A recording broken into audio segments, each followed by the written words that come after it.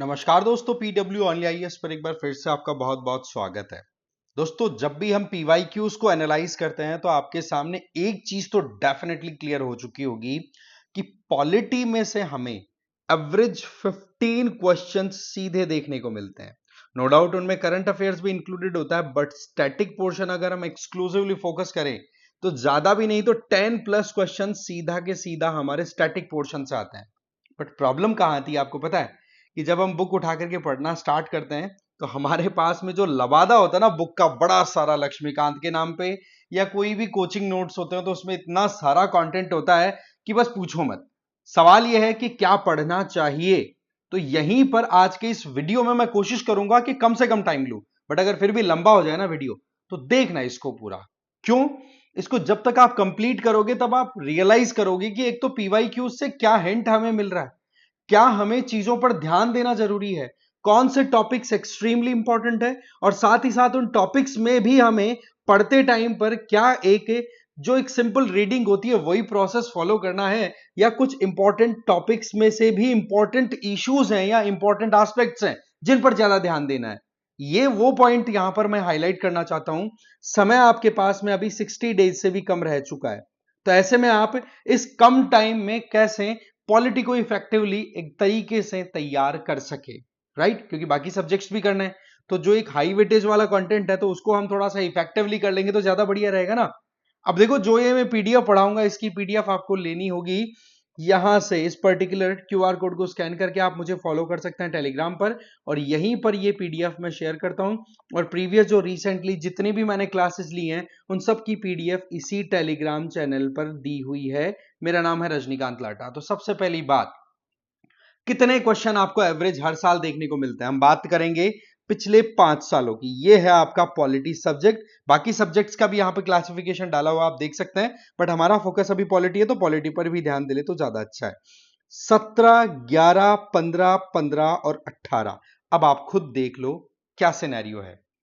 Geography भी add कर दो तो ये दो सब्जेक्ट ही 38 मार्क्स के हो गए, है ना। और इनमें क्या करना होता है भाई, हमें हमारे बेसिक्स को पकड़ के रखना है।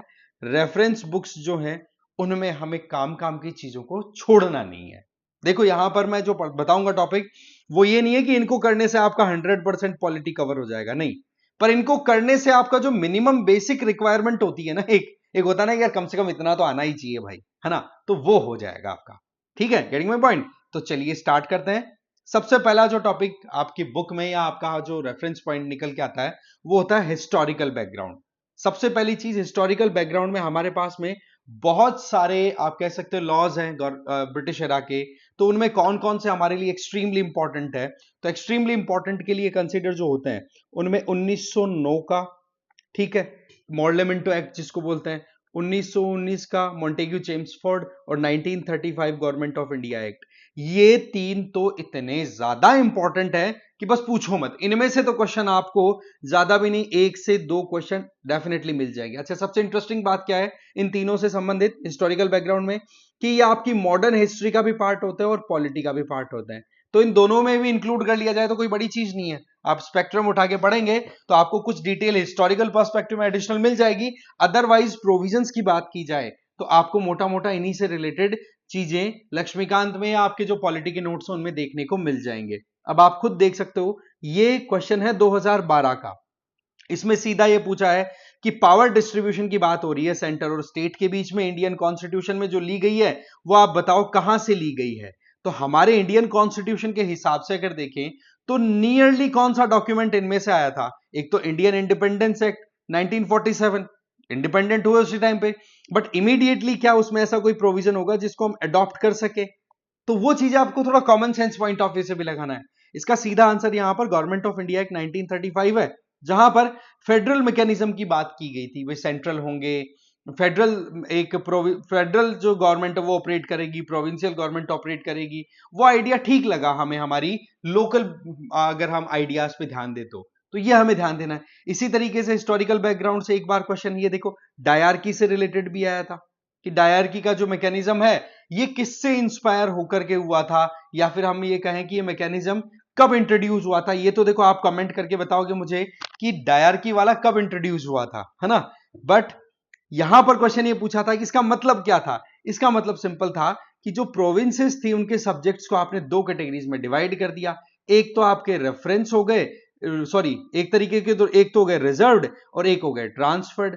अब यहां पर हमें क्या देखने की जरूरत होती है भाई, जब भी आप पढ़ो तो इन टॉपिक्स में से ये कौन कौन से सब्जेक्ट्स थे जिनको रिजर्व रखा गया था, कौन से सब्जेक्ट्स थे जिनको वहां पर ट्रांसफर किया गया था। इसका मतलब जहां पर रेवेन्यू का, जहां पर ज्यादा पावर कंट्रोल की बात आई, वो तो सीधी बात है ब्रिटिश सिस्टम ने अपने पास में रिजर्व रखा कि भाई हम चलाएंगे। और जो कोई भी, अब क्योंकि आप देख सकते हो कि डायरकी सिस्टम जो इंट्रोड्यूस हुआ उसके बाद में इलेक्शंस होने लग गए थे हमारे यहाँ पे, ब्रिटिशर्स के अंडर में होते थे पर होने लग गए थे। सो द पॉइंट इज कि कहीं ना कहीं हमें ये देखने की जरूरत है कि यहां पर ट्रांसफर सब्जेक्ट कौन से थे। जो भी थोड़े हल्के से सब्जेक्ट लगे कि यार इनको तो लोकल से कंट्रोल करवा लो, तो वो ट्रांसफर में देखने को मिल जाएंगे। अब आप देखो कि डायरकी कहां से आया हुआ है, राइट? आप इसका आंसर देंगे, मेरे पास है इसका आंसर, बट आप दो इसका कि डायरकी सिस्टम किस पर्टिकुलर एक्ट के आधार पर इंट्रोड्यूस हुआ, ठीक है? इसके अलावा आप देखो 2017 का ये क्वेश्चन 1919 के भी स्टेटमेंट है और 1935 के भी स्टेटमेंट है। अब आप खुद सोच लो कि कितना ज्यादा इंपॉर्टेंट ये तीनों हो जाते हैं। बाकी होने को तो 1813 का भी आपका जो ब्रिटिश रेगुलेटिंग एक्ट आया था वो, 1833 का भी आया था वो भी, 1857 का भी आ जाता है इंपॉर्टेंट में, 1909, और वो मैंने बता ही दिया बाकी। ये 3 और 3 6 अगर कवर कर लेते हो तो हिस्टोरिकल बैकग्राउंड आपका मान के चलिए 90% से ज्यादा कवर हो जाएगा। इन्हीं से बेस्ड आपको प्रीलिम्स में क्वेश्चन देखने को मिलता है, समझ गए? तो ये हमें बिल्कुल भी नहीं छोड़ना है, राइट? अब इसका अगर सवाल का जवाब देखो तो क्या बोल रहा है ये first statement, Montagu Chelmsford reform of 1919 recommended granting voting to all the women. एक बार अगर आपने ध्यान से पढ़ा है ना मॉडर्न हिस्ट्री को, तब आपको एकदम से क्लिक होगा यार सभी वुमेन को वोटिंग राइट दे दिए तो फिर लड़ाई किस बात की थी, हैं? लड़ाई क्यों करनी पड़ी जब 1919 में ही सबकी सभी महिलाओं को वोटिंग राइट दे दिए? तो ये तो गलत था। दिया था महिलाओं को, बट वो प्रॉपर्टी टैक्स पेमेंट उसके आधार पर दिया था। दूसरा, government of India 1935 gave reservation seat, reserve seat in legislature for women. क्या वुमेन के लिए था? अब भाई हमें तो पता है डिप्रेस्ड क्लास के लिए दिया गया था। जो पूना पैक्ट हुआ था उसके आधार पर ये कहा था कि चलो ठीक है रिजर्व कैटेगरी का मैकेनिज्म अडॉप्ट कर लेते हैं। अदरवाइज गांधी जी अड़ गए थे यरवदा जेल में कि भाई बिल्कुल भी नहीं चलेगा, सेपरेट इलेक्टोरेट का जो मैकेनिज्म चलाना चाहते हैं 1909 में जिस तरीके से मुस्लिम्स को दिया गया था, एग्जैक्टली वैसे डिप्रेस्ड क्लास को दे दोगे तो कैसे काम चलेगा? अब यहां पर हमें क्या देखना है, पीवाईक्यू से आइडिया लग गया एक तो कौन सा टॉपिक इंपॉर्टेंट है। एक सबसे इंपॉर्टेंट चीज आपको ये पता पड़ गई कि भाई उस पर्टिकुलर टॉपिक में से भी हमें कौन सी चीजें पकड़नी है। हाँ, ये चीजें प्रोविजंस क्या क्या थे, टू द पॉइंट बात पूछी है। उसी टू द पॉइंट में देखो कि पढ़ा है कि नहीं पढ़ा, डाउट हो रहा है कि नहीं हो रहा, वो सारी चीजें आप यहां पर लगा सकते हैं, समझ गए? पर देखो पढ़ाई का तो कोई ऑल्टरनेट होता नहीं, आपको भी पता है। तो यह आपका हो गया हिस्टोरिकल बैकग्राउंड का एक छोटा सा ब्रीफ आइडिया कि भाई हमें क्या देखना है। फिर आ जाता आपका मेकिंग ऑफ कॉन्स्टिट्यूशन। ये देखिए 2024, यहां पर आपको देखने को मिलेगा कि कॉन्स्टिट्यूएंट असेंबली के अंदर कौन कौन सी इंपॉर्टेंट कमिटीज थी, उन कमिटीज के मेंबर्स कौन से थे। ये देखो फैक्चुअल चीजें हैं but we have to learn it, right? इसके अलावा इलेक्शन का प्रोसेस क्या था, इलेक्शन का जो मेथड था या फिर इलेक्शन जो कंडक्ट कराए गए थे कॉन्स्टिट्यूएंट असेंबली के लिए वो किस एक्ट के आधार पर कराए गए थे, ये चीजें आपको ध्यान रखनी है ना? तो सीधी बात है, यहां पूछा क्या है, who was the provisional president of the constituent assembly before doctor Rajendra Prasad took over.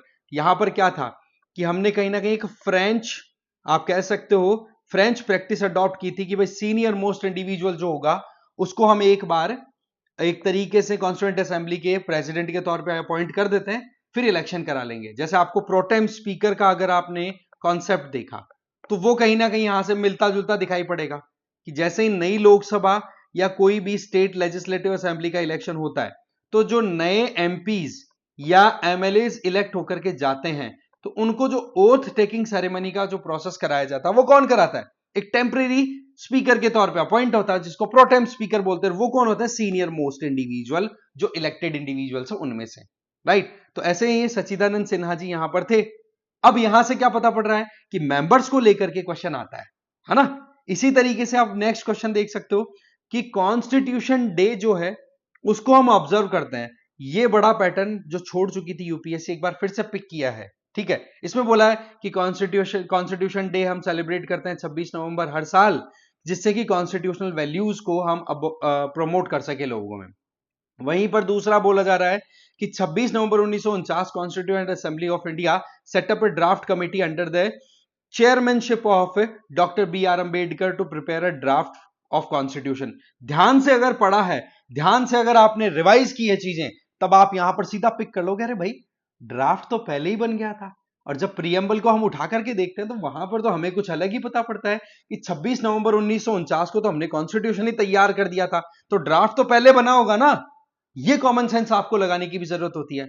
But यहां से क्या आइडिया पड़ गया कि जो डेट्स हैं वो भी इंपॉर्टेंट होती हैं। किस डेट को ड्राफ्ट तैयार हुआ, किस डेट को आपका कॉन्स्टिट्यूशन रेडी हो गया था, अडॉप्ट किया था, एनेक्ट किया था हमने, और कब हमने इन्फोर्स किया था, ये डेट्स बड़ी इंपॉर्टेंट हो गई और उनकी रेलेवेंस भी बड़ी इंपॉर्टेंट हो जाती है ना। तो ये सिंपल सिंपल चीजें हमें पकड़ के चलना है। इसमें देखो first statement absolutely right, second is wrong. मैं आंसर भी बताता जाऊंगा, जिससे कि बहुत से लोग ऐसे होते हैं मेरे जैसे कि भाई कोई आंसर तो बता दो यार, आंसर ढूंढने की क्यों इतनी मेहनत करवा रहे हो हमसे। तो थोड़ा थोड़ा मैं वो भी सोच के आंसर रेडी करके एकदम तैयार हूं कि चलो ठीक है, उन लोगों की थोड़ी सहायता कर दी जाए जो लोग चाहते हैं कि भाई थोड़ी बहुत आंसर भी दे दो यार, पीवाईक्यू एनालाइज करने पे लगे हुए हो, इससे थोड़ा हमें हेल्प मिल जाएगी। तो हेल्प करें तो ढंग से ही करें, क्यों जी, सही है। तो यहां पर आपको समझ में आ गया डेट्स कितनी इंपॉर्टेंट होती है, उनकी रेलेवेंस, उनका क्या सिग्निफिकेंस है। इसी तरीके से एक और क्वेश्चन 2021 प्रीलिम्स का कि एग्जैक्ट कॉन्स्टिट्यूशनल स्टेटस क्या था 26 जनवरी 1950 को। ये सीधा आपका प्रीएम्बल में भी देखने, प्रीएम्बल वाला जो टॉपिक आएगा उसमें आपको देखने को मिलेगा। प्रीएम्बल को तो रट लो, मैं कह रहा हूं आपको, प्रीएम्बल को लिटरली रट लो, उसको छोड़ना नहीं है हमें, ठीक है। तो उसके अंदर आप देखोगे कि आज के टाइम पर sovereign socialist secular democratic Republic की बात होती है, SSDR लिखा रहता है हमारी प्रीएम्बल में। बट एक्चुअल में जब 26 जनवरी 1950 को कॉन्स्टिट्यूशन एनफोर्समेंट में आ गया था, उस दिन हमारा स्टेटस क्या था, हम सोवरन थे, डेमोक्रेटिक थे, रिपब्लिक थे। ना तो यहां पर सोशलिस्ट ऐड था ना सेक्युलर। ये दोनों के दोनों कब ऐड हुए, 42nd अमेंडमेंट में। ये चीज मैं आपको अच्छे से आगे अमेंडमेंट वाले में भी बताऊंगा कि किन अमेंडमेंट्स पर हमें ज्यादा ध्यान देने की जरूरत है, कौन कौन से इंपॉर्टेंट एस्पेक्ट्स हैं जिन पर हमें बिल्कुल भी मिस नहीं करना। तो ये सिंपल सा आ गया कि डेट्स के ऊपर आपको कितना फोकस करने की जरूरत है, डेट्स, मेंबर्स, है ना। और उनका थोड़ा सा ये भी देख लेना है कि उनका क्या कंट्रीब्यूशन रहा, क्या पर्टिकुलर एस्पेक्ट में कमेटी कॉन्स्टिट्यूट की गई थी। तो ये हमें बिल्कुल भी नहीं भूलना। चेयरपर्सन और उनसे रिलेटेड जो भी इंपॉर्टेंट काम थे वो भी आपको थोड़ा ध्यान से देख लेना है। तो ये हो गया हमारा कॉन्स्टिट्यूशन मेकिंग से रिलेटेड। अगला हमारा प्रीएम्बल है। प्रीएम्बल में देखो क्या बोला गया है, 2020 का ये question, preamble to the constitution of India is. भाई प्रीएम्बल जो है वो इंडियन कॉन्स्टिट्यूशन के लिए क्या मानी गई है। भाई सीधी बात है, इससे संबंधित बहुत सारे केसेस गए, ठीक है, कॉन्स्टिट्यूशन को लेकर के। और केसेस जब सुप्रीम कोर्ट में गए तो सुप्रीम कोर्ट ने कई इंटरप्रिटेशन दिए। कई बार बोला कि प्रीएम्बल को आप छेड़ भी नहीं सकते, कई बार बोलते हैं मन में है जितना छेड़ सकते हैं। सुप्रीम कोर्ट और पार्लियामेंट का जब कंपटीशन चलना स्टार्ट हो गया था इंदिरा गांधी जी के समय पे कि भाई चेंज किया जा सकता है कुछ भी, कोई बड़ी चीज नहीं है। और वहीं पर दूसरी तरफ नोटिस करोगे तो सुप्रीम कोर्ट बोलता है भाई टच ही नहीं कर सकते तुम लोग, यार क्या बात कर रहे हो। फिर बोला जाता है कि क्या प्रीएम्बल कॉन्स्टिट्यूशन का पार्ट है, जी है। फिर बात आती है कि नहीं नहीं नहीं, पार्ट तो है पर इसको अमेंड नहीं किया जा सकता। फिर बोला जाता है कि पार्ट है पर अमेंड किया जा सकता है। फिर मतलब ऐसे ऊपर नीचे बातें होती रही। इसी वजह से इसको लेकर के पूरा इंटरप्रिटेशन, डिफरेंट इंटरप्रिटेशन को लेकर के क्वेश्चन बना दिया। इसका मतलब ये हो गया कि सुप्रीम कोर्ट की डिफरेंट ऑब्जर्वेशन जो कि आपकी बुक में और आपके नोट्स में डेफिनेटली मेंशन रहती है, उससे रिलेटेड सीधा क्वेश्चन आता है, ठीक है। तो यहां पर सीधा ये जो पॉइंट बनता है कि भाई क्या है प्रीएम्बल, तो प्रीएम्बल जो है वो कॉन्स्टिट्यूशन का पार्ट है। बट ध्यान रखें कि अगर सेपरेटली प्रीएम्बल को कहीं पे कोई अगर लेकर के मान लो कानून के बेसिस प्रीएम्बल के आधार पर किसी मामले को चैलेंज करने की कोशिश करे तो वो काम नहीं चलेगा। इसका मतलब ये हो गया कि प्रीएम्बल को अगर आप इंटरप्रीट कराना चाहते हो तो कॉन्स्टिट्यूशन के अदर पार्ट्स को आपको साथ में इंक्लूड करके चलना होगा, तब जाके प्रीएम्बल अपना इफेक्ट शो करेगी। इंडिपेंडेंटली प्रीएम्बल को लेकर के आप कुछ इंटरप्रिटेशन लेना चाहो, दैट्स नॉट पॉसिबल। ये सुप्रीम कोर्ट का फाइनल इंटरप्रिटेशन है प्रीएम्बल को लेकर के। बाकी देखो प्रीएम्बल से रिलेटेड ये क्वेश्चन आता है कि भाई अमेंडेबल है कि नहीं है, परिवर्तन हो सकते हैं कि नहीं हो सकते, राइट। इसी की तरीके से जो की टर्म्स है, मैंने बोला ना प्रीएम्बल को तो रट लो क्योंकि सीधा उसमें से क्वेश्चन आता है, जैसे प्रीवियस हम ऑलरेडी देख चुके हैं। ये देखो प्रीएम्बल की वर्डिंग में से क्वेश्चन निकला हुआ है 2017 का। Which one of the following objective is not embodied in the preamble to the Constitution of India? सीधा स्टेटमेंट है। वहां पर आप देखोगे लिबर्टी की बात हो रही है, जस्टिस की बात हो रही है, इक्वालिटी की बात कर रहे हो सारी। बट द पॉइंट इज कि क्या इनमें से कोई सा शब्द ऐसा है जो आपके प्रियम्बल में नहीं दिखाई पड़ता? तो लिबर्टी ऑफ थॉट दिखता है, शब्दों पे है, सीधा रट लेना है। इकोनॉमिक लिबर्टी देखी थी? नहीं भाई, हमने तो जस्टिस देखी थी, जो कि सोशियो इकोनॉमिक पॉलिटिकल जस्टिस की बात कर देते हैं हम तो यहां पर क्या इकोनॉमिक लिबर्टी की बात हुई है? नहीं, जस्टिस की बात हुई है। तो ये आपका यहां पर सीधा आंसर चला जाएगा। सो द पॉइंट इज कि प्रीएम्बल की जो टर्म्स हैं वो हमें याद रखनी है, यहां से ये चीज पिक करनी थी। ये बात देखो, the mind of the makers of the constitution of India is reflected in which of the following. Again ये प्रीएम्बल का क्वेश्चन, बट आपसे क्या पूछा जा रहा है? एक सेंस लिया जा रहा है। एक बार सोचो कि जब आप कॉन्स्टिट्यूशन को पूरा देखते हो अलग अलग पार्ट्स में, खंड मतलब आप देख सकते हो इंडिया क्या है, इंडिया का आइडेंटिटी, सिटीजनशिप हो गया, fundamental rights, DPSP, fundamental duties, union government, ये सारी डिटेल्स आप वन बाय वन अलग अलग पार्ट्स में पढ़ते चले जाते हैं। बट द पॉइंट इज कि क्या किसी एक पार्ट से हमें आइडिया लग सकता है? सोचिए एक बार, क्या किसी एक पार्ट से हमें आइडिया लग सकता है कि हमारे कॉन्स्टिट्यूशन मेकर्स क्या चाहते हैं हमारे देश के लिए? आइडिया तो आपको एक जिस्ट वाला मिलेगा ना, जो कि प्रीएम्बल देगी। एक कॉमन सेंस का भी क्वेश्चन यहां पर बन जाता है। इस तरीके से चीजों को पढ़ो तो थोड़ा दिमाग को लेकर के सेंसिबिलिटी के साथ हमें पढ़ने की जरूरत है। ये आप समझ गए ना? आप आगे आ जाओ, फंडामेंटल राइट्स। ये बड़ा इंपॉर्टेंट टॉपिक है दोस्तों, इसको तो बिल्कुल ही मिस नहीं करना है। ये सारे टॉपिक्स में पढ़ना कैसे है ये भी आपको समझ में आना चाहिए। क्वेश्चन क्या कह रहा है? Writ of prohibition is an order issued by Supreme Court or High Court to, यहां पर प्रोहिबिशन वाली रिट की बात आ गई, तो रिट का मतलब आर्टिकल 32 पर आपको बिल्कुल भी गलती नहीं करनी। आर्टिकल 32 और हाईकोर्ट्स की बात आए तो आर्टिकल 226।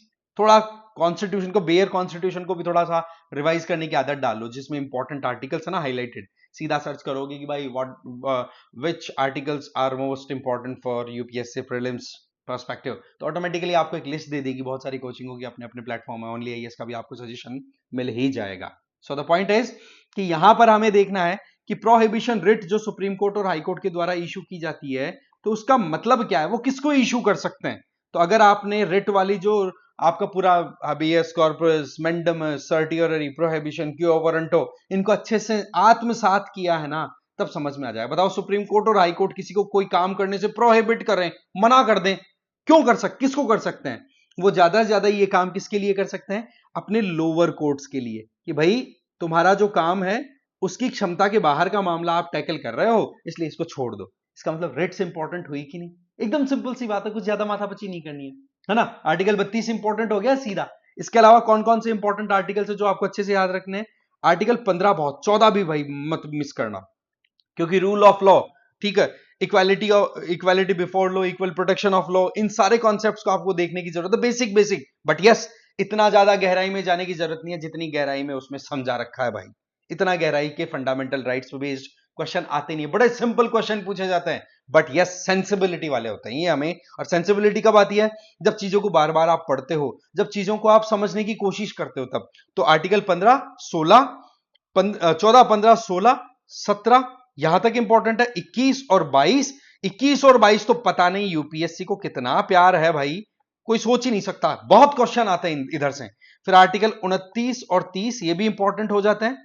और उसके अलावा आर्टिकल 32 तो एक्सट्रीमली इंपॉर्टेंट है, इसके तो आपको बड़े बड़े क्वेश्चन देखने को, 2024 का तो ये लेटेस्ट क्वेश्चन हमारे सामने आ गया।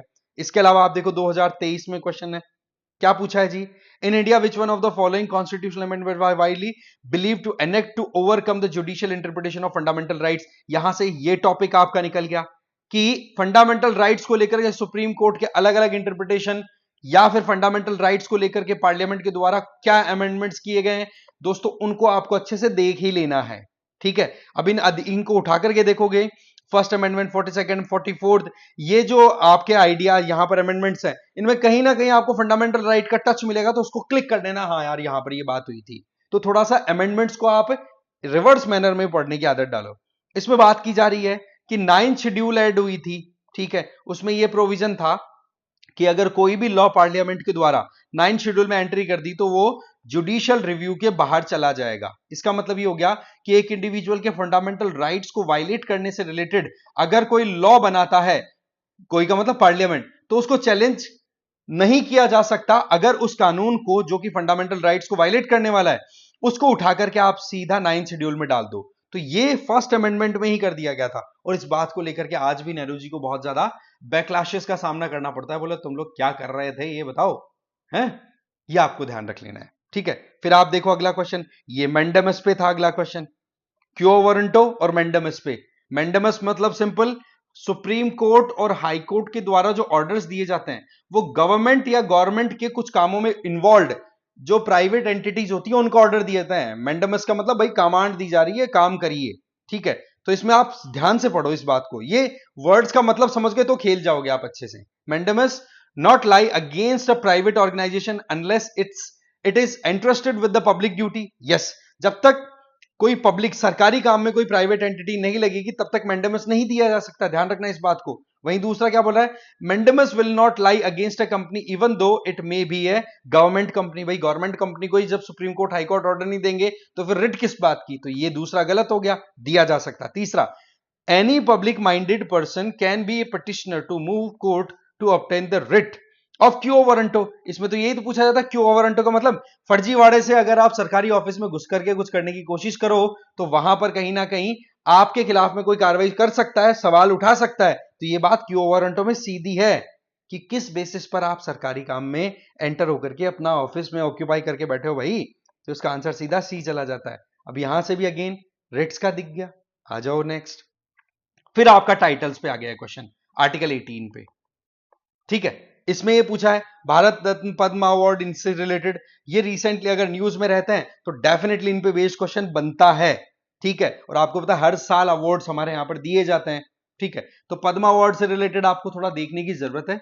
इसमें देखो भारत रत्न, पद्म रत्न, इनसे पद्म अवार्ड से पूछा हुआ है, आर्टिकल 18 से रिलेटेड। फिर पद्म अवार्ड से पूछा है कि भाई एक बार 1954 में सस्पेंड हुआ था, केवल एक बार। यहां पर ये एक्सट्रीम वर्ड्स हैं, ये आपको हेल्प कर जाते हैं कि यार ओनली बोल रहा है तो थोड़ा सा अलर्ट होके, यार ओनली बोल रहा है तो ऐसा चांसेस ये रहते हैं कि गड़बड़ी ही हो वो स्टेटमेंट। इसके अलावा number of Bharat Ratna award is restricted to maximum of 5 in a particular year, इस तरीके से बात बोली जा रही है। अब आपसे पूछा है कि भाई इनकरेक्ट कितने स्टेटमेंट्स हैं, तो वैसे देखा जाए तो ये तीनों के तीनों स्टेटमेंट ही गलत हैं, क्योंकि भारत रत्न और पद्म अवार्ड जो है उनको टाइटल कंसिडर नहीं किया जाता।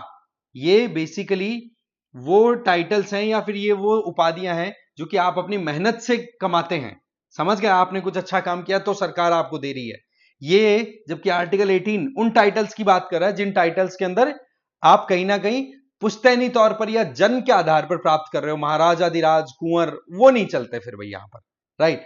इसके अलावा 1954 नहीं, बाकी और भी टाइम इसको रोका हुआ है। और भारत रत्न अवार्ड 5 बार नहीं, 5 जनों को नहीं, 3 जनों को ही दिया जा सकता है एक बार के, एक साल के अंदर, ठीक है। तो तीनों स्टेटमेंट ही गलत हो गए, तो बेसिक्स है। फिर आ जाओ डीपीएसपी।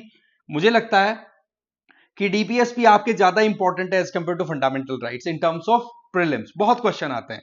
यहां पर पूछा है भाई कि इंडियन कॉन्स्टिट्यूशन में कॉन्सेंट्रेशन ऑफ वेल्थ को अवॉइड करने से रिलेटेड प्रोविजन का है। तो आपको थोड़ा समझने की जरूरत है कि यार यहां पर हम वेल्थ कॉन्सेंट्रेशन को अवॉइड कर रहे हैं, तो इसका मतलब हम कौन सी जस्टिस की बात करेंगे, इकोनॉमिक जस्टिस की। क्या हमने फंडामेंटल राइट्स में कहीं पर इकोनॉमिक जस्टिस पढ़ी, तो आंसर नो, अभी तक। इसके अलावा क्या आगे भी आएगा, राइट टू फ्रीडम और ये सारी चीजें जो हैं ये कहीं ना कहीं आपको इकोनॉमिक जस्टिस के अंदर देखने को मिल जाएगी। राइट टू इक्वालिटी की थोड़ी बहुत सोच सकते हो, बट द पॉइंट इज कि आर्टिकल 14 में इकोनॉमिक जस्टिस का प्रोविजन दिखता है।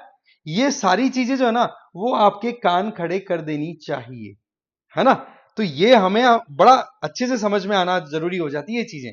तो आपको वेल्थ का कंसंट्रेशन जो अवॉइड कराना है वो कौन कर सकता है, वो देखो directive principle of state policy.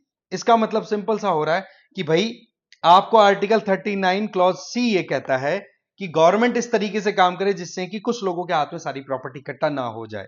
इस तरीके से बेसिक चीजों पर भी क्वेश्चन आते हैं। डीपीएसपीज में आपको क्या क्या ध्यान रखना है ये आप गांठ बांध ले। आर्टिकल 37, 38, 39, 44, इसके अलावा 45, 46, 50 और 51। 50 में आपको पता है पावर सेपरेशन की बात हो रही है, 51 में इंटरनेशनल पीस की बात करते हैं। इसीलिए हम कभी किसी दूसरे कंट्री पे अटैक नहीं करते, हम को एग्जिस्टेंस, पीसफुल को एग्जिस्टेंस की बात करते हैं, बट यस कोई हम पे अटैक करता है तो हम मुंह तोड़ जवाब देते हैं, वो एक हमारा प्रोविजन है ना। इसके अलावा डीपीएसपीस को आपको 3 पार्ट्स में डिवाइड करते हुए देखने को मिलेगा। एक तो गांधीयन हो जाते हैं, एक सोशलिस्ट, एक लिबरल इंटेलेक्चुअल। तो आपको इनको डिवीजन करते हुए भी देखने की जरूरत होती है कि हाँ भाई कहां पर क्या बात बोली जा रही है, कहीं पर वेलफेयर की बात आ रही है, कहीं पर कोई कॉन्सेप्ट की बात आ रही है, तो वो चीज हमें अच्छे से देख लेना है, राइट। फिर आ जाओ यहां पर, which part of the declare the ideal of the welfare, welfare state का कॉन्सेप्ट, अगेन वही बात कि हाँ भाई हम कल्याणकारी राज्य की व्यवस्था करने की सोच के आगे चल रहे हैं, समझ रहे हो बात को। तो कल्याणकारी राज्य के लिए क्या है कि भाई यहां पर डीपीएसपी जो कि हमारे कॉन्स्टिट्यूशन के पार्ट 4 में है, वो सीधा गवर्नमेंट को या फिर स्टेट को या फिर कहें लेजिस्लेचर को सीधा डायरेक्ट करती है कि आप ऐसे काम करो जहां पर लोगों का भला हो सके। तो डायरेक्शन कहां से मिल रही है, डीपीएसपी से, ठीक है। इसी तरीके से आप आगे देख सकते हो, with reference to provision contained in part 4 of the constitution of India, वही आ गया आपका डीपीएसपी। तो अब बताओ इनमें से कौन सा उससे संबंधित है। मतलब ये हो गया कि डीपीएस की जो एनफोर्सिएबिलिटी है उस पर भी सीधा क्वेश्चन आता है। आई बात समझ में, एनफोर्सिएबिलिटी की, हाँ भाई लागू करने के लिए क्या करना है क्या नहीं करना, वो सारी चीजें, ठीक है। तो अब आपको क्या देखना है, क्या वो कोर्ट के द्वारा एनफोर्सिएबल है, ठीक है, क्या वो एनफोर्स हो ही नहीं सकते एनफोर्स कोर्ट की तरफ से, या फिर इनके द्वारा जो प्रिंसिपल दिए जाते हैं वो लॉ मेकिंग प्रोसेस को इन्फ्लुएंस करने के लिए होते हैं। तो एकदम बेसिक बेसिक चीजें जब पकड़ोगे तो यार आपसे पूछा करेक्ट है ना।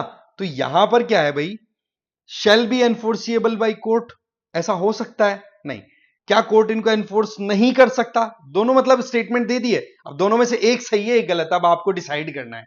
ध्यान से पढ़ोगे तब आपको ये चीजें क्लियर होती चली जाएंगी, पता पड़ा कि हाँ जी दूसरा और तीसरा स्टेटमेंट सही है इसका, ठीक है। इसी तरीके से फंडामेंटल ड्यूटीज की बात करें तो आर्टिकल 51A, इसको तो आप अच्छे से याद ही कर लो, ठीक है। इसमें अमेंडमेंट जो भी हुए हैं वो भी आपको अच्छे से देख लेना है।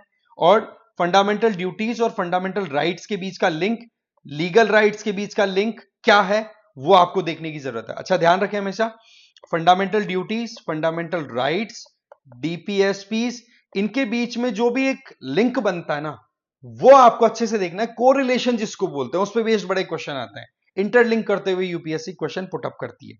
तो ये आपके सामने 2017 क्वेश्चन है, फंडामेंटल ड्यूटीज से रिलेटेड स्ट्रेट क्वेश्चन है ये, ठीक है। तो यहां पर ये दोनों स्टेटमेंट है ना, क्या बोल रहा है, legislative process have been provided to enforce this duty, क्या हमारे पास में इसका कोई प्रोविजन है। आप पढ़ोगे ना तो पता पड़ेगा लेजिस्लेचर ने तो कुछ नहीं कर रखा इस पे, ये fundamental duties amendment 42nd amendment के आधार पर ऐड हुई थी और उसके बाद में एक बार चेंज हुआ, उसके अलावा कोई चेंजेस नहीं हुए उसमें। हाँ, इसके अलावा कोरिलेशन पूछा है लीगल ड्यूटीज के साथ में, ऐसा कुछ नहीं है। क्या आप फंडामेंटल ड्यूटीज को पूरा नहीं करते हो तो क्या आपके ऊपर कोई केस चलेगा, क्या आपको जेल में डाला जाएगा, नहीं ना। तो वो चीजें हो जाती हैं।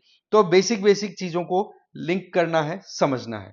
सिमिलरली फंडामेंटल ड्यूटी में पूछा है कि आप ये स्टेटमेंट सीधा बोल दिया फंडामेंटल ड्यूटी से कि भाई आप अपने देश की सोवरेनिटी, यूनिटी, इंटीग्रिटी को प्रोटेक्ट करने के लिए जाओ, है ना।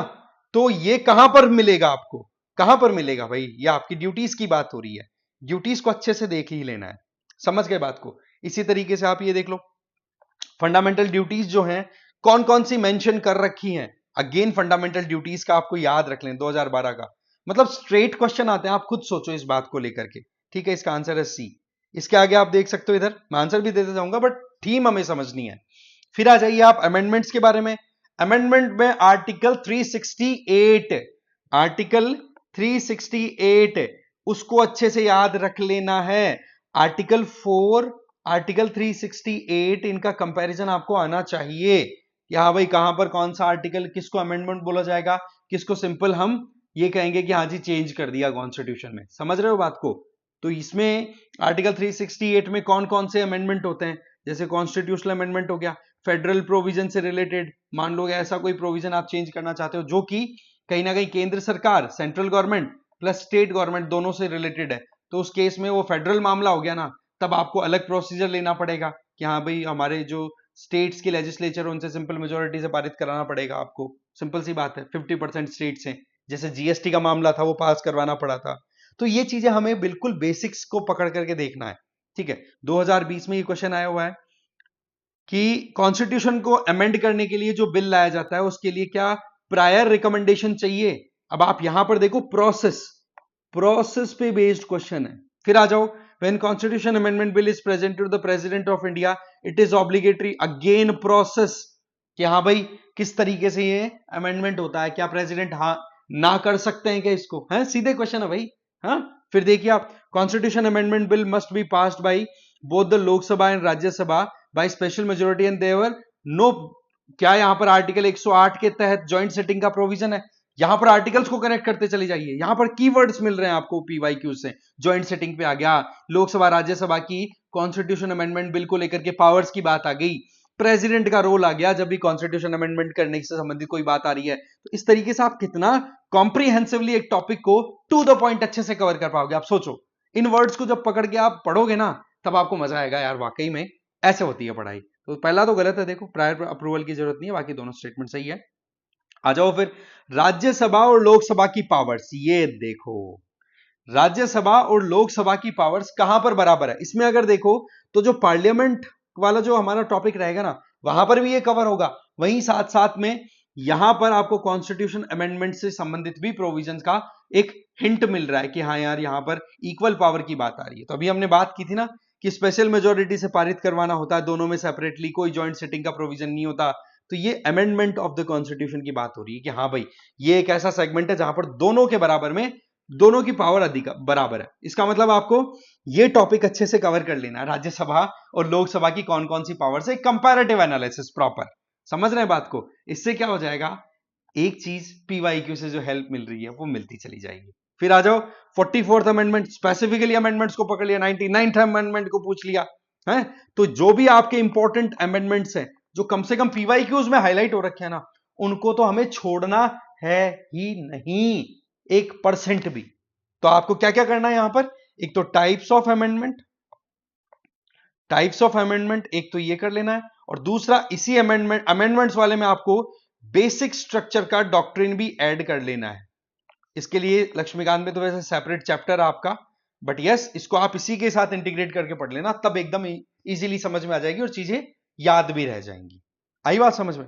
फिर आ जाओ आप पार्लियामेंट्री सिस्टम, पार्लियामेंट्री कमेटी, इस पे बेस्ड भी क्वेश्चन है। 2024 का लेटेस्ट क्वेश्चन आप देख लो कि यहां पर एथिक्स कमेटी से रिलेटेड जो भी आपकी परमानेंट कमिटीज है ना या स्टैंडिंग कमिटीज जिनको बोलते हैं दोस्तों, उनको तो हमें बहुत अच्छे से पढ़ लेना है। मेंबरशिप कहां से आती है, क्या उनकी पावर होती है, लोकसभा राज्यसभा का क्या रोल है, उनकी कही हुई बात के ऊपर क्या एक्शन लिया जाता है, एक एक चीज को पकड़ के चलना है यहां पर, राइट। इसके अलावा हमें पार्लियामेंट्री सिस्टम में बेसिक समझना है। एक क्वेश्चन सबसे ज्यादा रिपीट होने वाला है, क्या पूछा जाता है कि पार्लियामेंट्री सिस्टम जो है इसका मतलब क्या होता है। ऑप्शन दे देंगे आपको, इसका मतलब सिंपल होता है, पार्लियामेंट्री सिस्टम का मतलब ये नहीं पार्लियामेंट होती है, नहीं, इसका मतलब ये होता है कि जो एग्जीक्यूटिव्स होते हैं जिनको हम सरकार बोलते हैं ना, वो होते हैं रिस्पॉन्सिबल किसके लिए, जिस पर्टिकुलर हाउस में उनकी सीटों के आधार पर सरकार बनी है, दैट मीन्स लोअर हाउस। और हमारे यहां पर लोअर हाउस क्या है, लोकसभा। एग्जीक्यूटिव जो है वो सीधे के सीधे जिम्मेदारी रखते हैं लोकसभा के लिए, क्योंकि लोकसभा में जिसके पास मेजोरिटी होती है वो सरकार बनाती है, आई बात, वो पार्टी, राइट। और जब कभी भी किसी भी पार्टी की मेजोरिटी अगर डाउन चलेगी तो सरकार गिर जाती है, तो वो डिसीजन कहां हो रहा है, लोकसभा में। दूसरा, लोकसभा में कौन बैठे हैं, जिन लोगों को इंडियन सिटीजन्स ने डायरेक्ट वोट दिया है, इसका मतलब लोगों के रिप्रेजेंटेटिव है। तो पैसे का इनका मामला भी लोकसभा के अंदर ही ज्यादा चलता है, क्योंकि लोगों के दिए हुए टैक्स के ऊपर डिसीजन होने होते हैं। तब आप देखा करो जब भी कोई मनी बिल होता है उस पर हमेशा लोकसभा का अपर हैंड मिलेगा राज्यसभा के कंपैरिजन में। तो ये चीजें आपको बेसिक चीजें पकड़नी है। कमिटीज हैं आपकी, देखो पब्लिक अकाउंट कमेटी होगी, एथिक्स कमेटी होगी, ये बिल्कुल स्टैंडिंग कमेटी परमानेंट है, इनकी हिस्ट्री ध्यान में रखने की जरूरत है, इन पे बेस्ड क्वेश्चन आ रहे हैं सीधे, राइट, आइडिया देता है ऐसे। ये कमेटी कैसी थी, एडोक थी, बाकी वो चीजें आपके सामने है। अगर इस क्वेश्चन का आंसर मैं बताऊं तो इसका आंसर है सी। इसका मतलब सेकंड वाला स्टेटमेंट जो है वो आपका गलत हो गया। ओनली मेंबर्स ऑफ लोकसभा नहीं, राज्यसभा के भी मेंबर बन सकते हैं, ध्यान रखें, मेंबर बन सकते हैं और कंप्लेन कर सकते हैं। समझ गए बात को। तो ये सिंपल सी बातें हैं, राइट। इसी तरीके से आप इसी मनी बिल के ऊपर अभी बात ही की थी हमने, है ना, कि मनी बिल जो है आर्टिकल 109 के तहत मेंशन्ड है प्रोविजन, इसमें कोई डाउट आपको होना नहीं चाहिए, जी हाँ है बिल्कुल। मनी बिल जो है वो इंट्रोड्यूस होता है काउंसिल ऑफ स्टेट्स के अंदर, नॉट काउंसिल ऑफ स्टेट्स के अंदर इंट्रोड्यूस नहीं होता मनी बिल के प्रोविजन। काउंसिल ऑफ स्टेट मतलब राज्यसभा, राज्यसभा मैंने अभी बोला मनी बिल आता है क्या? नहीं, मनी बिल का पावर ही नहीं है। हाँ, राज्यसभा केवल अपनी सजेशन रिकमेंडेशन दे सकती है, अदरवाइज और कुछ नहीं। Rajya Sabha can either approve the bill और suggest changes but it can not reject, ये बात भी सही है। Amendment to the money bill suggest by Rajya Sabha, इसका मतलब मनी बिल का प्रोसेस आ गया, सीधी बात है। और उस प्रोसेस के अंदर आपको पावर्स का भी पता पड़ रहा है कि कौन सा हाउस कहां स्टैंड कर रहा है, राइट? इसमें आपको कोई प्रॉब्लम ही नहीं है। Amendment to the money bill suggested by Rajya Sabha have to be accepted by the Lok Sabha, no, Lok Sabha को जो अच्छा लगेगा वो करेगी। मैंने अभी बताया कि लोग इलेक्ट करके लोकसभा के मेंबर्स को भेजते हैं, तो इसमें आपका सीधा आंसर 24th का अगर देखें तो सी चला जाता है। ठीक है, आ जाओ आगे। इससे क्या आइडिया लग रहा है? मनी बिल का, फाइनेंस बिल का, इनका डिफरेंस आपको पता होना चाहिए। ठीक है, ये जो नाम बोल रहा हूं ना, ये बस गांठ बांध लेनी है, छोड़ना नहीं है इसको हमें बिल्कुल भी। ठीक है, पार्लियामेंट्री सिस्टम की जो पार्लियामेंट्री गवर्नमेंट जो होती है उसके क्या फीचर्स होते हैं, है ना? कई बार ये भी क्वेश्चन आया हुआ है, एक मैं बताता हूं आपको, ड्यूअल मेंबरशिप की बात।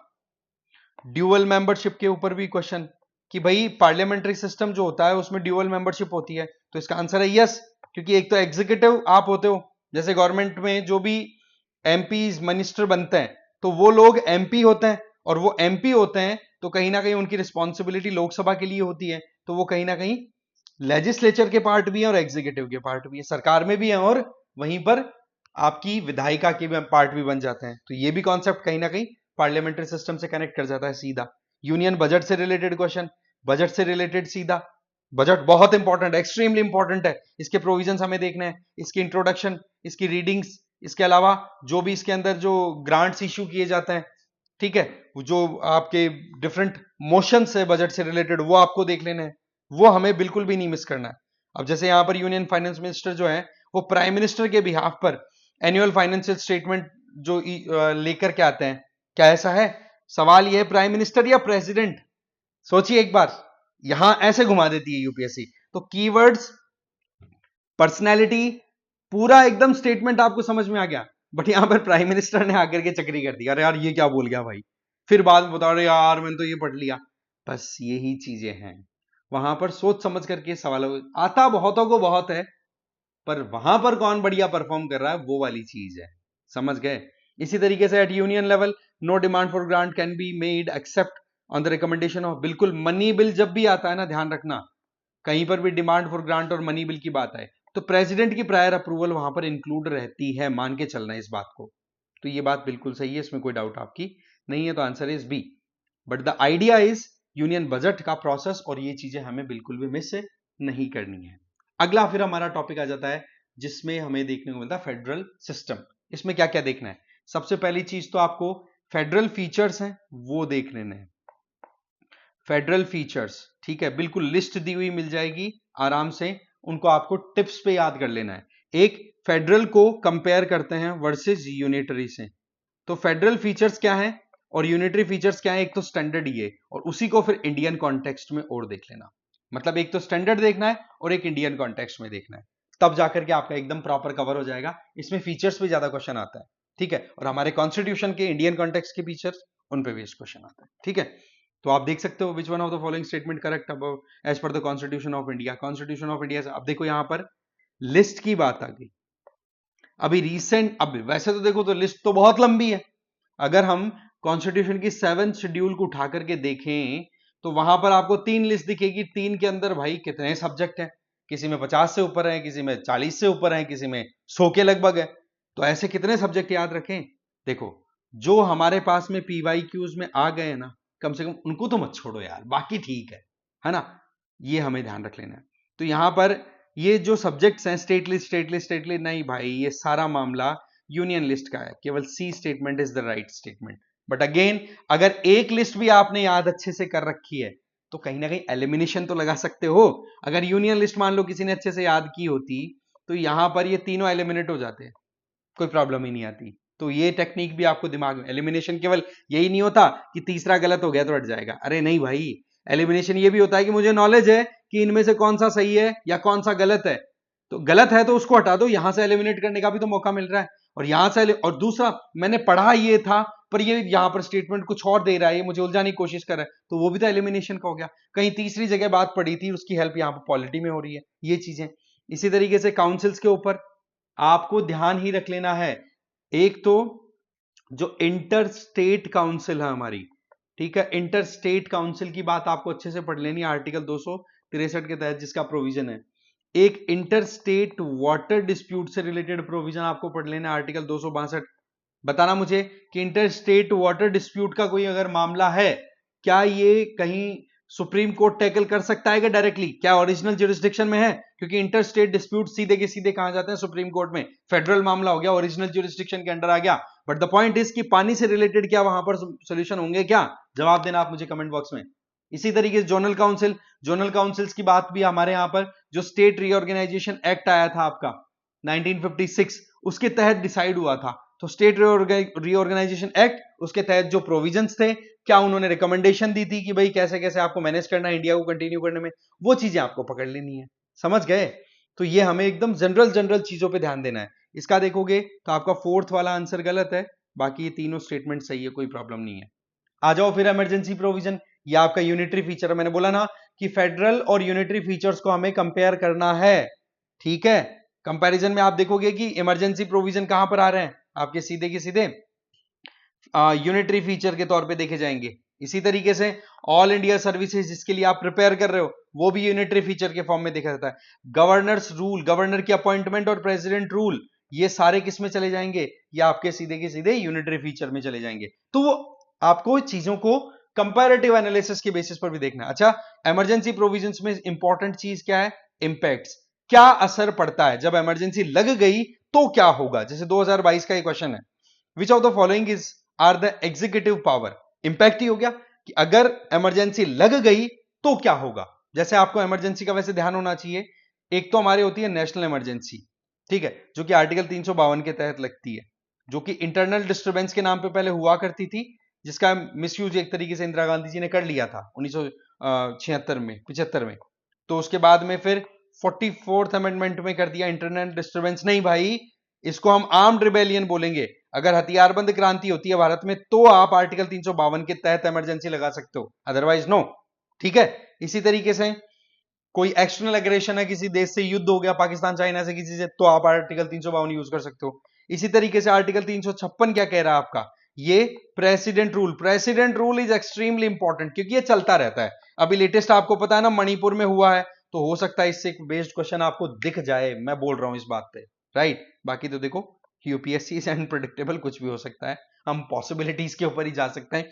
आर्टिकल 360 फाइनेंशियल इमरजेंसी, पहले जम्मू कश्मीर वाले रीजन में ये नहीं लग सकता था, अब लगता है यस, क्योंकि वो यूनियन टेरिटरी बन गई, वहां का जो अलग से कॉन्स्टिट्यूशन था उसको खत्म कर दिया गया है, वहां के लिए जो स्पेशल प्रोविजन था आर्टिकल 370 में वो भी हटा दिए गए। तो वो चीजें बेसिक है भाई, पकड़ के चलना है। अब यहां पर पूछा है कि लोकसभा के पास में क्या क्या पावर्स हैं अगर इमरजेंसी प्रोविजंस की हम बात करें, तो इसमें सीधा ये पॉइंट बोल रहा है, क्या इमरजेंसी डिक्लेयर करने का जो प्रोविजन है वो केवल, ध्यान से रखना एक्सक्लूसिव कीवर्ड फंसाने की कोशिश कर दी है, वही बात आ गई ना, देखो राज्यसभा और लोकसभा के पावर्स के बीच की comparison, executive power exclusive power बोल दी।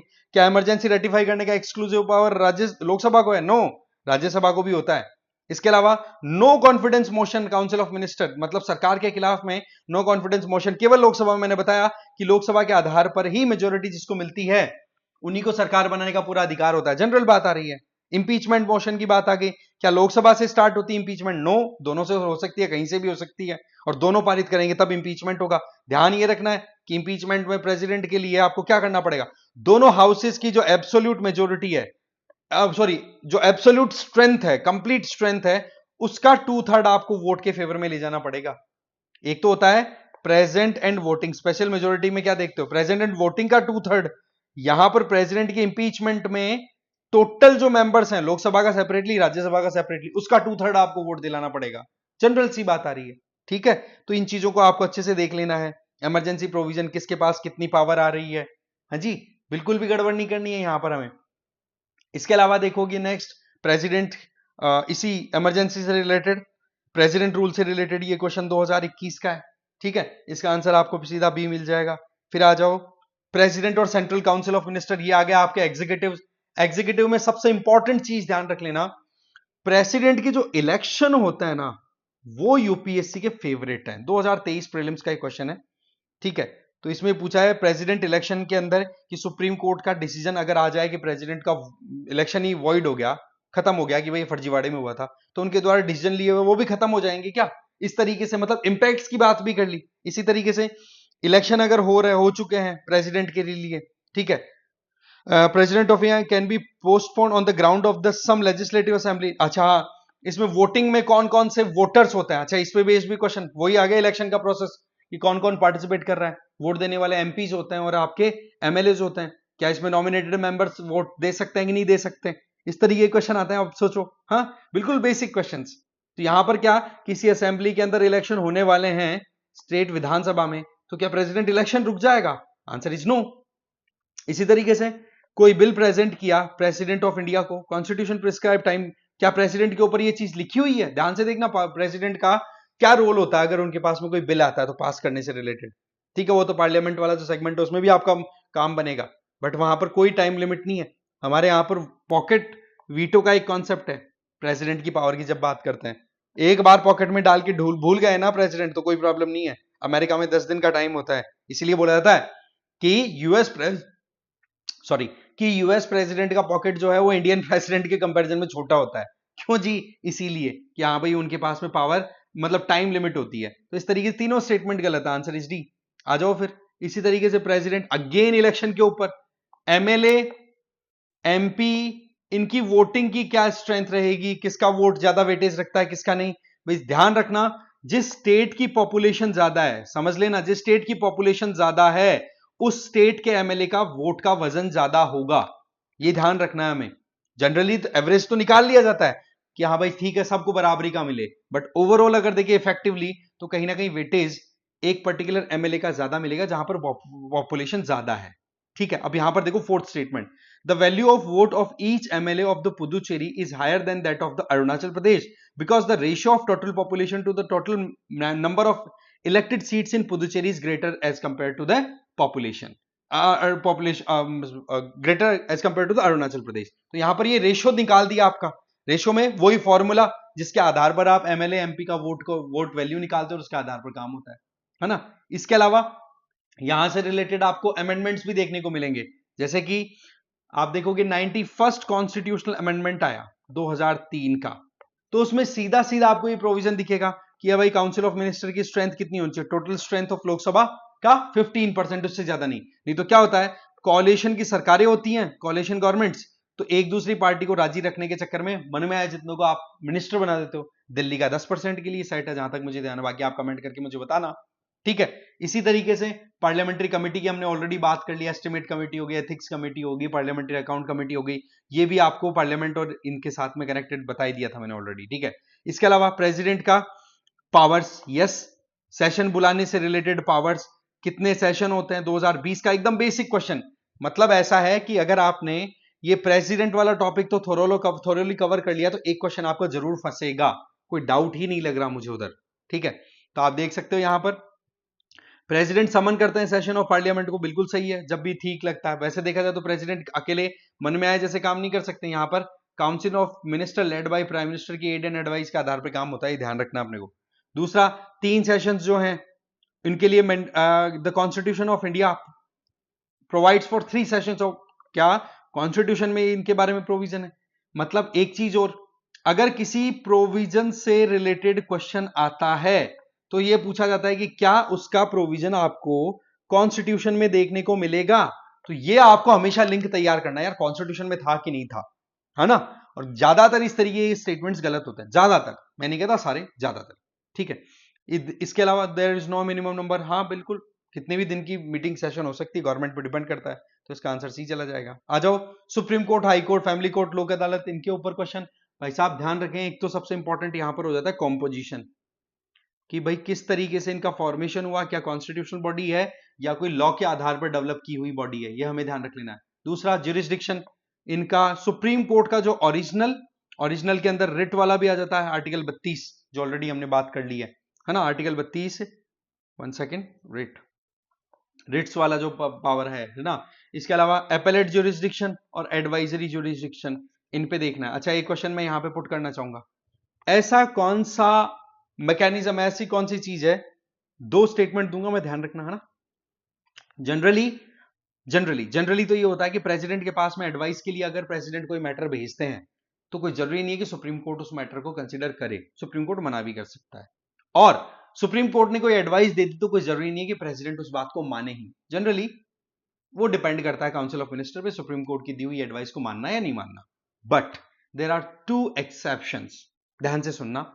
एक कि भाई जब अगर प्रेसिडेंट के पास में प्रेसिडेंट साहब ने सुप्रीम कोर्ट को एक ऐसा मैटर दे दिया जो कि हमारे कॉन्स्टिट्यूशन के एनफोर्समेंट से पहले की कोई ट्रीटीज है उनके आधार पर है, तो क्या सुप्रीम कोर्ट उस पर एडवाइस देने के लिए बाइंड है?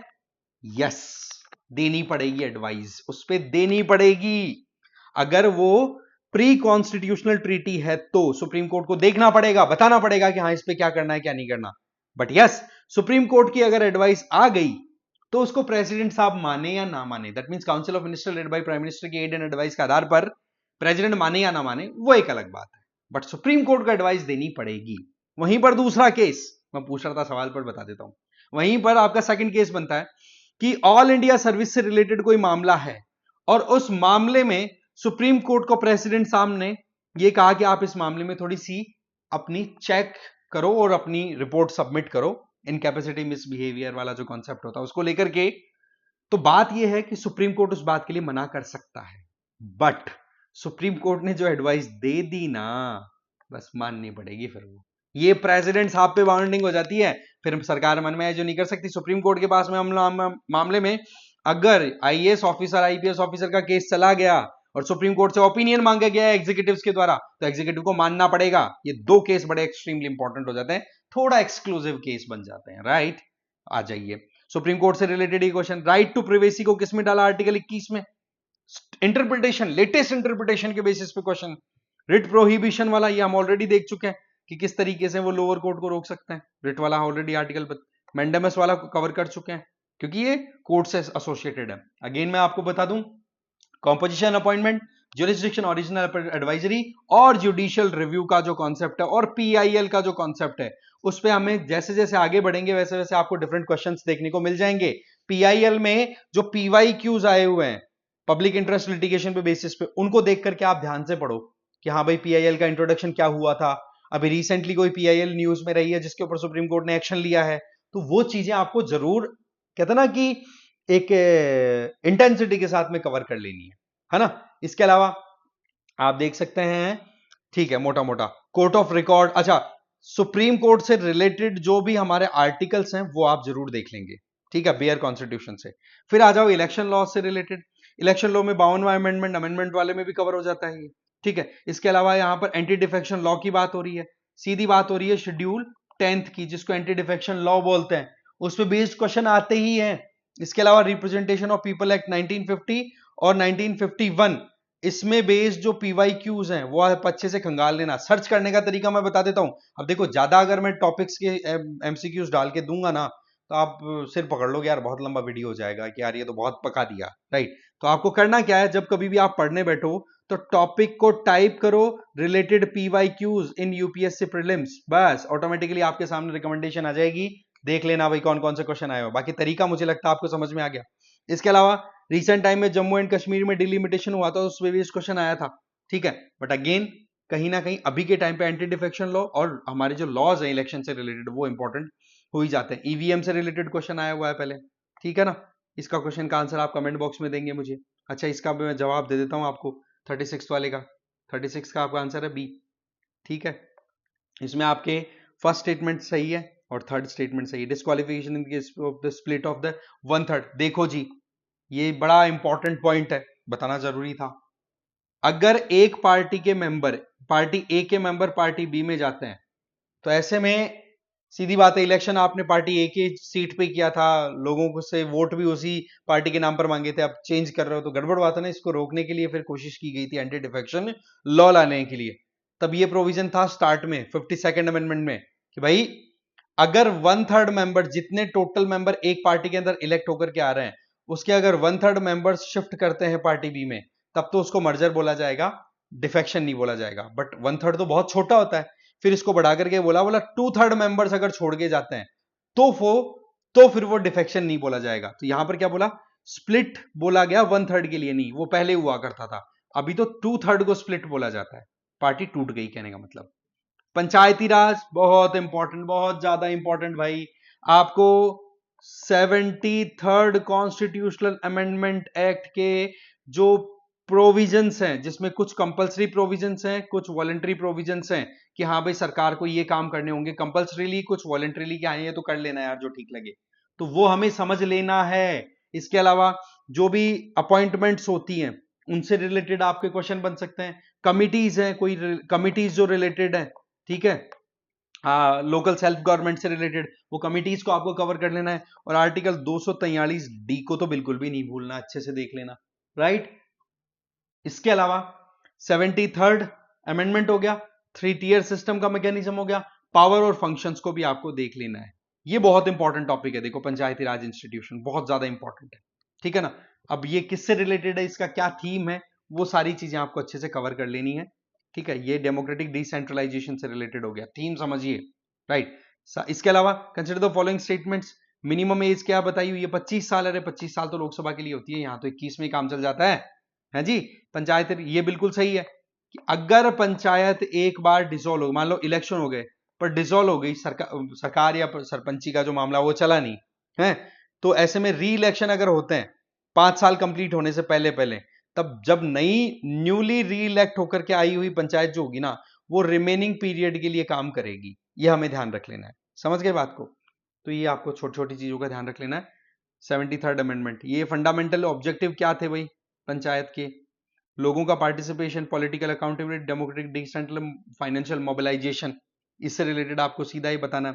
इसमें आपका लोगों का पार्टिसिपेशन डेवलपमेंट में लोकल बेसिस पे आप करवाना चाह रहे हो, बिल्कुल सही है। और डेमोक्रेटिक डिसेंट्रलाइजेशन, केवल ये सही है, बाकी आपका ये बोला है ना पॉलिटिकल अकाउंटेबिलिटी, ये तो क्या लोकसभा में इनमें नहीं होती है भाई, फाइनेंशियल मोबिलाइजेशन नहीं होता, बस मेजर जो है वो ये है, आपको ये ध्यान रख लेना, ठीक है।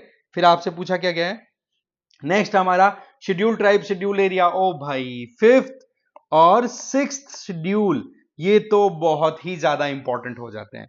इनमें तो हमें कौन कौन से तो स्टेट्स हैं, कौन कौन से सब्जेक्ट्स के ऊपर काम किया जाता है, क्या कॉम्पोजिशन होता है, ये हमें जरूर देख लेना है। 5th और 6th शेड्यूल तो जरूर देखनी है, और साथ ही साथ ट्राइबल एरिया के एडमिनिस्ट्रेशन से रिलेटेड जो प्रोविजन इन शेड्यूल्स में है वो। 5th पे तो कई क्वेश्चन आए हुए हैं, 6th पे भी आए हुए, 2008 का ये क्वेश्चन था, है ना, 2008 का ये क्वेश्चन आपका सीधा का सीधा आया था 5th पे।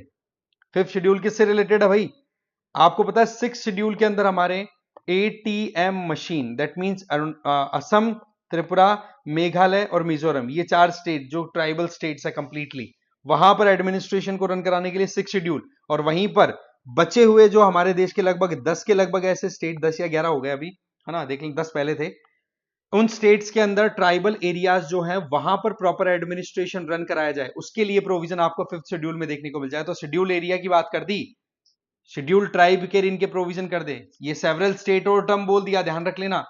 नॉर्थ ईस्ट के कुछ स्टेट बोल दे तो 6th शेड्यूल ऐड हो जाती, पर वैसे 3rd में कोई प्रोविजन नहीं है, इसलिए 7th में नहीं है, 9th में नहीं है, एकदम सिंपल आपका स्टेटमेंट आंसर बी।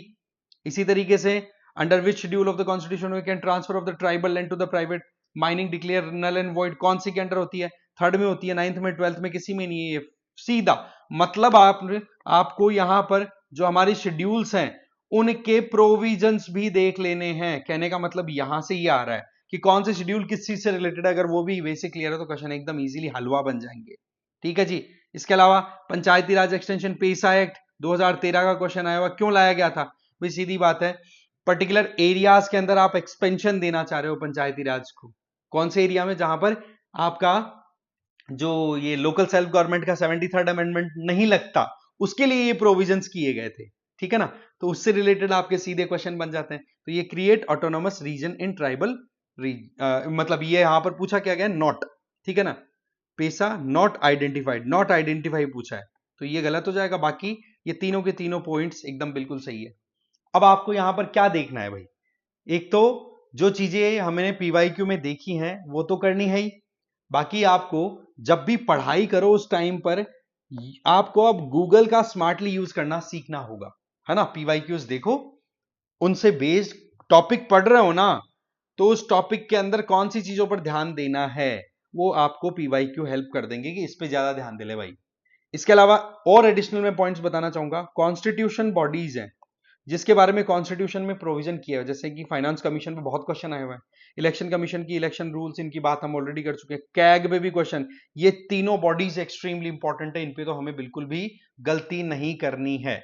इसके अलावा भी अगर आप नोटिस करो तो शेड्यूल्स आप देखोगे, शेड्यूल्स में आपकी 8th शेड्यूल बहुत इंपॉर्टेंट, 8th और 7th तो बहुत ज्यादा इंपॉर्टेंट है, सब्जेक्ट वाइज रहता है इनका मामला, और 10th शेड्यूल भी एंटी डिफेक्शन लॉ, ठीक है। इसके अलावा आप देख सकते हैं अमेंडमेंट्स की बात, अमेंडमेंट्स में 42वां 44वां ये आपको दो तो जरूर देखने हैं, बाकी और लंबी लिस्ट है नो डाउट, 42वां और 44वां जरूर देख लेना है।